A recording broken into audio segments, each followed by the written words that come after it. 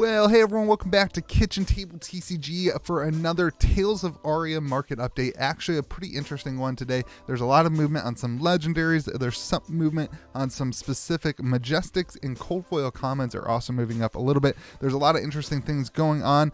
Before we get in there, I would love to announce that we have a new sponsor of these videos for singles. Min-Max Games is doing a singles discount for anybody watching this, as well as patrons will get 5% off any of their orders. So make sure you go shop at minmaxgamesfab.com. Pretty cool to be able to offer you guys that. They are offering $5 off your order of $50 or more for viewers of the channel, and then patrons, you'll get a just flat 5% off discount code. I will leave all the links to that stuff in the comment section of this video. And then you've got the collection tracker as well. If you're interested in supporting the channel via Patreon, you get access to a collection tracker, you get access to that Min-Max Games discount code, you get access to the Discord server where we hang out and we play games and we love to have a good time. So make sure you are aware of all that stuff. All right, let's take a look at Tales of Aria First Edition. We're going to take a look at some specifics moving up and down in the market, and then we're going to take a look at the EV. Box is still sitting around $92 a box. I don't anticipate that these start moving anytime super quick. They're getting bought at about a rate of 1 or 2 per day. But there's a decent amount on the market. If you take a look at like the current listing, Star City Games has a bunch. You know, they've got more, but they've got 34 on their website on TCG Player. So there's a lot on the open market. I don't anticipate that we're going to see any real short-term gains for Tales of Aria First Edition, pending that something doesn't come out with the print run announcement or something like that. That's way smaller than people think. But $92 seems to be where we are. Looking at the Fable, the Corsham then hasn't really moved very much, from $352 down to $345. This is in line with box prices and what we've come to expect from Fables from sets, so this seems appropriately priced. Looking at the legendaries then, we are up 6%. Like I said, legendary is starting to make a little bit of a move upwards. I think there's now, not as many people opening up Tales of Aria boxes as a result of pre-ordering and putting their money towards Everfest. That limits the supply of boxes of Tales of Aria. The supply of singles, which is going to drive the prices up a little bit, which then will in turn, I think, make the box prices go up. So I think this is going to just start moving in a more upwards direction. We did have a couple of other peaks where we went up 4% after being down a couple weeks. So we'll continue to track it and continue to watch it. But you've got New Horizon back up to 175. You've got Heart of Ice to 160. Shock Charmers at 140. Crown of Seeds at 151. Spellbound Creepers at 138. So some good moving there for the legendaries. Cold foil commons, like I said, are up 6%. You've got a couple of the specific ones that were interesting. Mark of Lightning going up $2. You've got Rotten Old Buckler even up to $8. There's a couple of those moving up. Scufflets Suede Hides up to $8.50. Your pulses, they're not moving very much. The pulses are kind of sitting flat, and Winter's Wail, all the cold foil majestics kind of sitting the same way. I was curious to see the price of Duskblade after the bans. I was interested to see what was going to happen with that card. It has not reacted very well, or has not reacted at all to the ban announcement. So $30 maybe was already pricing in, the fact that it was banned in CC. So all in all, your Majestic is sitting the same way. Your average is up 1%, but the cold foil commons are up 6%. Extended art, you're down to $202. Not really much to say about the Channel Lake Frigid, although Channel Lake Frigid is the most expensive card in the set. Non-foil version is down a little bit, rainbow foil version is down a little bit, as all the rainbow foil majestics are actually trending downwards 2 weeks in a row, down 13 and 15%.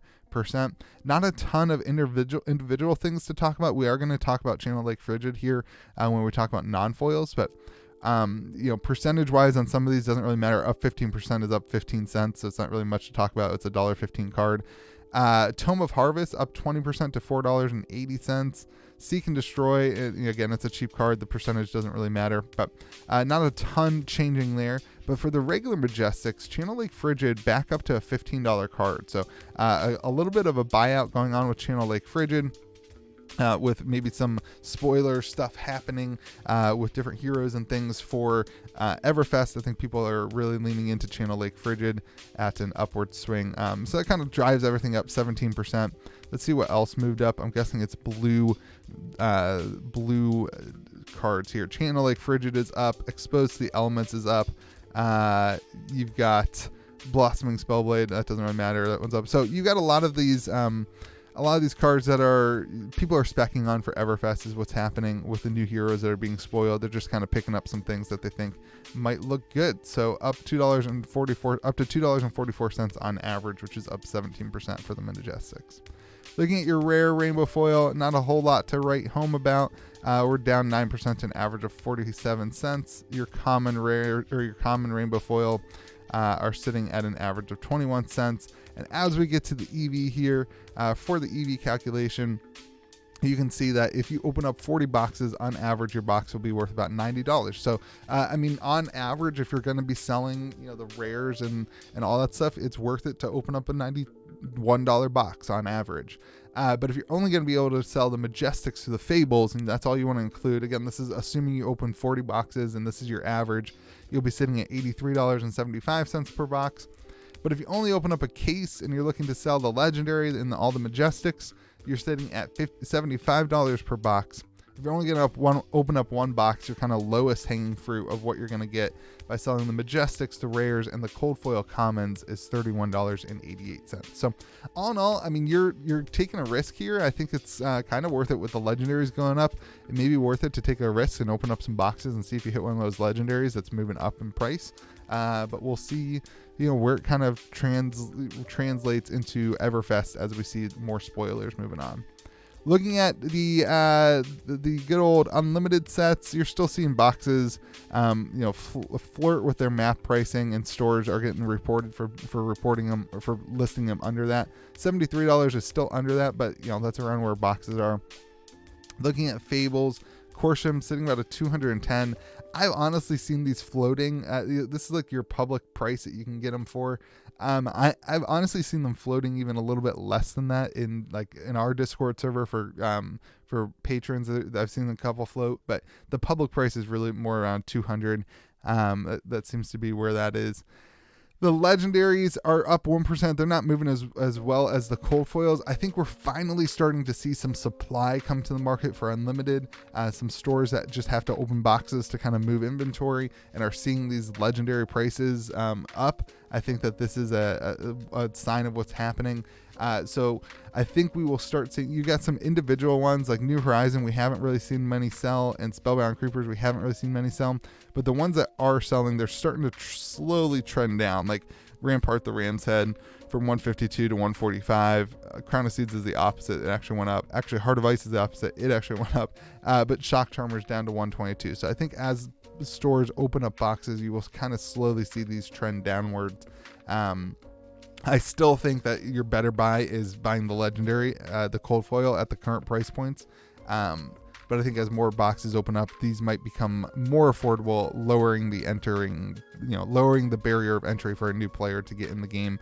These are like $75 to $80, which I think they will potentially eventually land to, in my opinion. But looking at your Majestics, really no change for the rainbow foils. Of course, Channel Lake Frigid's still kind of one of the ones to look for. But then your equipment here, your Winter's Whale is at $32. Your Voltaire is at $19. And Pulse of Candlehood at $21.